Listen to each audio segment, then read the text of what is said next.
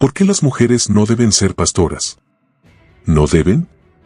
¿Y tú, estás claro en cuáles son las razones bíblicas que le impiden a las mujeres ejercer el ministerio pastoral? ¿Piensas que es cultural? ¿Es por machismo? ¿O es que Dios no lo permite? Suscríbete al canal, que en este recurso de manera resumida explicaremos los textos anclas al respecto, haciendo una exégesis fiel a cada pasaje dentro de su contexto, pero considerando a la vez todo el consejo de Dios sobre este tema, en el cual no hay contradicción. Importantísimo. Antes de empezar a desarrollar este tema, es necesario dejar claro que para efectos de salvación y dignidad, tanto el hombre como la mujer tienen el mismo valor ante Dios. Y el Señor Jesús realzó la dignidad de la mujer en el Nuevo Testamento, dejándonos muchos ejemplos en los 4 evangelios. Pero el caso del pastorado de la mujer es otro contexto, y los que defienden esta posición, de una manera no bíblica, confunden el valor y la dignidad ante Dios con los distintos roles establecidos por Dios tanto para el hombre como para la mujer. Recuerda, son 2 contextos distintos. Ahora sí, responderemos por qué la mujer no debe ser pastora, bajo la premisa de que toda la Escritura es inspirada por Dios desde el Génesis hasta el Apocalipsis. Segunda de Timoteo 3:16. Número 1. Las mujeres cumplen los requisitos para ser pastor establecidos en Primera de Timoteo 3, Tito capítulo 1 del 5 al 11 y Primera de Pedro 5 del 1 al 3. La respuesta es no. ¿Por qué? Porque son requisitos dirigidos exclusivamente a los hombres. Veamos. Primera de Timoteo 3 versos del 1 al 2. Pero es necesario que el obispo sea irreprensible, marido de una sola mujer, sobrio, prudente, decoroso, hospedador, apto para enseñar. Tito capítulo 1 versos del 5 al 6. Por esta causa te dejé en Creta, para que corrigieses lo deficiente, y establecieses ancianos en cada ciudad, así como yo te mandé, el que fuere irreprensible, marido de una sola mujer, y tenga hijos creyentes que no estén acusados de disolución ni de rebeldía. Hay una frase común inalterable en ambos pasajes. Los pastores, ancianos, obispos, deben ser hombres marido de una sola mujer. El ministerio pastoral fue establecido solo a los hombres, y ambos textos no dejan duda al respecto. Número 2.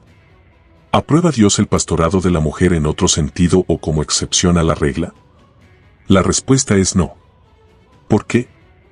¿Cuál es la tarea principal del pastor? Enseñar y predicar la palabra de Dios. Y Dios a través de su Espíritu Santo nos declara en 1 Corintios 14 versos del 33b al 35, como en todas las iglesias de los santos, vuestras mujeres callen en las congregaciones, porque no les es permitido hablar, sino que estén sujetas, como también la ley lo dice. Y si quieren aprender algo, pregunten en casa a sus maridos, porque es indecoroso que una mujer hable en la congregación. Por otro lado, el Espíritu Santo de Dios revela en 1 de Timoteo 2:12. Porque no permito a la mujer enseñar, ni ejercer dominio sobre el hombre, sino estar en silencio.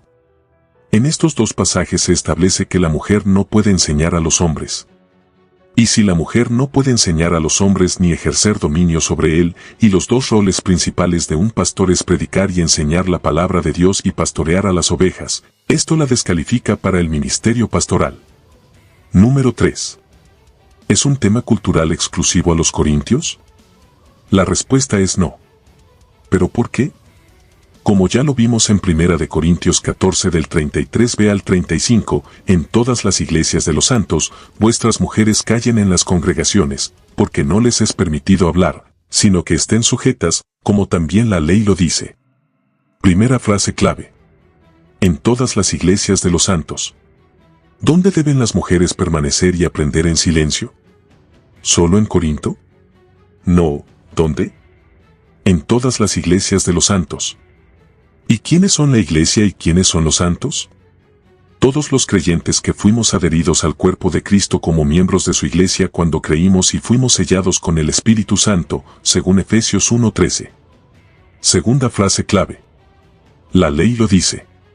El apóstol cita al Antiguo Testamento haciendo referencia directa a Isaías 3, versos del 16 al 20, léalo en casa, donde Dios trae juicio contra las hijas de Sión por su orgullo, Y no como se ha creído y enseñado hasta hoy, que Pablo establece estos parámetros exclusivamente por el comportamiento de los habitantes de Corinto y su cultura portuaria tan especial que ya conocemos. Con esto dejamos claro que la prohibición no es cultural ni exclusiva a los corintios. Pero si no es cultural, entonces ¿cuál es el motivo de fondo? Es una causa universal producto del pecado cometido en el principio. Repito, no es cultural, es una causa universal. Veamos cómo lo revela Dios en 1 de Timoteo 2 versos del 12 al 14. Porque no permito a la mujer enseñar, ni ejercer dominio sobre el hombre, sino estar en silencio. Porque Adán fue formado primero, después Eva, y Adán no fue engañado, sino que la mujer, siendo engañada, incurrió en transgresión. De este pasaje extraemos 3 principios del Génesis que justifica la causa universal de por qué la mujer no puede enseñar al hombre. Adán fue formado primero y después Eva. Hay una autoridad claramente establecida, debido al orden de la creación. Lo que se confirma en 1 de Corintios 11:3, que Cristo es la cabeza de todo varón, y el varón es la cabeza de la mujer. Adán no fue engañado, sino que la mujer, siendo engañada, incurrió en transgresión.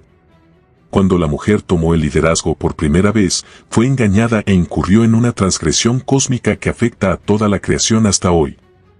Consecuencias del pecado.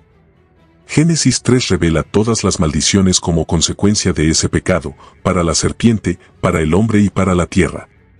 ¿Y para la mujer qué? Para la mujer Génesis 3:16 los describe.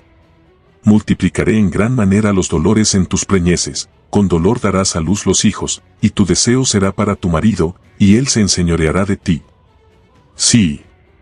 Esto es consecuencia de la maldición a la mujer por su transgresión. Pero de este verso lo que no se ha entendido del todo es esta frase, y tu deseo será para tu marido. ¿Pero qué deseo? ¿Deseo sexual? No. Y las mujeres lo pueden confirmar.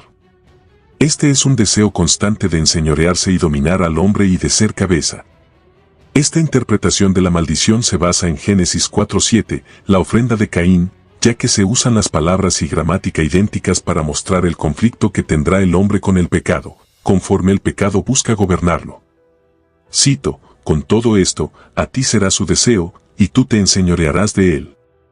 Entonces, mostrándolo desde esta perspectiva más completa, ya podemos ver de forma más clara y entender cuál fue la razón por la cual el apóstol inspirado por el Espíritu Santo, cita a la caída en el Génesis para prohibir a la mujer enseñar y ejercer autoridad sobre el hombre.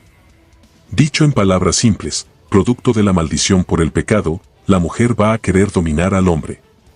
Y como prueba y testimonio actual de esto, tenemos el movimiento universal del feminismo y el liderazgo de la mujer en la iglesia sin ningún sustento bíblico. Habiendo explicado todo lo anterior, ahora veamos algunos argumentos en defensa del liderazgo y pastorado de las mujeres en las iglesias. Número 1. Realzan el liderazgo de María, la hermana de Moisés, como profetisa, pero ella es nombrada solo en un par de versículos. En Éxodo 15:20 habla en nombre de Dios, pero en Números 12:20 habla en contra de Moisés y Dios la castiga enfermándola con lepra. Sabemos por las Escrituras que ella no tuvo un ministerio profético regular o continuo como Isaías o Elías, y por este motivo ni siquiera se puede comparar con uno de los profetas menores. Número 2. Realzan el reinado de Atalía, pero como lo describen las Escrituras, Atalía fue una usurpadora. No hubo nunca una reina ni en Judá ni en Israel ungida ni establecida por Dios. Número 3. Realzan el liderazgo de Débora. Pero Débora solo fue una magistrada civil y su papel más importante fue empujar a Barak para que guiara las tropas a la batalla. Y ya entrando al Nuevo Testamento, se hace mucha referencia al liderazgo de Priscila, pero como podemos ver en Hechos 18, no fue ella quien enseñó a Apolos. El libro de los Hechos describe que fue Priscila y Aquila. Repito, no fue Priscila, fue la pareja de Priscila y Aquila, quienes enseñaron a Apolos, llevándolo a su casa y le explicaron en forma más clara y directa el mensaje de Dios. Como pudimos observar, todos estos casos nombrados son excepciones de una ocasión. Pero la regla establecida está bien clara. En resumen, de los 3 oficios claves, sacerdote, profeta y rey, en el Antiguo Testamento no encontramos a ninguna mujer ejerciendo de forma continua los oficios de sacerdotisa, ni de reina, ni de profeta. En el Antiguo Testamento hay 39 libros y ninguno fue escrito por una mujer. Por otro lado, en el Nuevo Testamento hay 27 libros y ninguno de ellos fue escrito por una mujer. De los discípulos o apóstoles escogidos por el Señor, ninguna fue mujer, ratificando una vez más la regla. Entonces, ¿qué papel tiene la mujer en la iglesia? El rol de la mujer en la iglesia es importantísimo, como lo dice Tito 2 versos del 3 al 7, las ancianas asimismo sean reverentes en su porte, no calumniadoras, no esclavas del vino, maestras del bien, que enseñen a las mujeres jóvenes a amar a sus maridos y a sus hijos, a ser prudentes, castas, cuidadosas de su casa, buenas, sujetas a sus maridos, para que la palabra de Dios no sea blasfemada. Exhorta asimismo a los jóvenes a que sean prudentes, presentándote tú en todo como ejemplo de buenas obras, en la enseñanza mostrando integridad y seriedad. Entonces el papel de las ancianas en las iglesias como maestras del bien es enseñar a las mujeres más jóvenes, enseñar a los niños, enseñar a los jóvenes. Y en este mismo contexto, puede acompañar al pastor en la consejería de parejas aconsejando y enseñando a las mujeres más jóvenes. Por otro lado, y enfocado en el servicio, puede ejercer el ministerio de diaconisa como lo enseña Primera de Timoteo 3:11. Y si tú, mi hermana, por desconocimiento estás ejerciendo el ministerio pastoral, como ya vimos la palabra de Dios es clara respecto a que este ministerio es exclusivo del hombre. En este recurso no tratamos de condenar a nadie, sino de exponer de forma clara lo que la Biblia enseña al respecto. Y si por alguna circunstancia estás ocupando un vacío de poder dejado por el hombre por diferentes motivos, les recomendamos orar al Señor de la mies para que envíe obreros a su mies.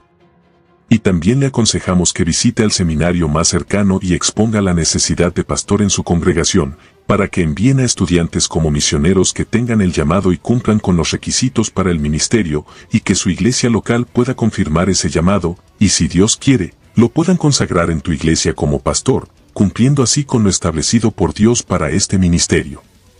Y a ti, que ves este video, te pedimos que por favor lo compartas con gracia y misericordia a las personas y congregaciones que necesiten de este consejo bíblico. Y si te ha gustado este recurso, apóyanos suscribiéndote al canal, activa la campanita para que recibas las notificaciones de los videos que subimos cada semana, dale me gusta, y déjanos tu opinión en la casilla de comentarios.